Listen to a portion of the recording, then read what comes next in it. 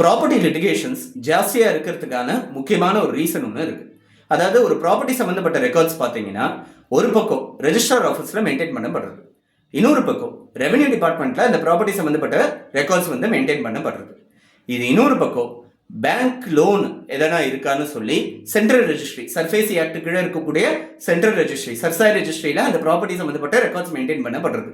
இது எல்லாத்துக்கும் மேலே கோர்ட்டில் எதனா கேஸ் இருக்கான்னு சொல்லி ஒரு ரெக்கார்ட்ஸ் வந்து நம்ம கிரியேட் பார்க்க முடியும். ஒரு கெவிட் ரெஜிஸ்டரில் அந்த ப்ராப்பர்ட்டியை பற்றி என்ன என்ட்ரி இருக்கான்னு பார்க்க வேண்டியதாக இருக்குது.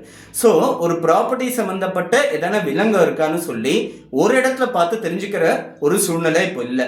இவ்வளோ டெக்னாலஜி வளர்ந்துருந்தும் கூட ஒரே ஒரு இடத்துல அந்த ப்ராப்பர்ட்டி சம்மந்தப்பட்ட எல்லா விலங்குகளும், எல்லா என்கம்பரன்சஸும், எல்லா இஷ்யூஸும் ரெக்கார்ட் ஆகிற மாதிரி எந்த விதமான ஒரு போர்ட்டலும் கிடையாதுன்றதுனால சிவில் லிட்டிகேஷன் ஜாஸ்தி ஆகிறதுக்கான வாய்ப்புகள் இருக்குது.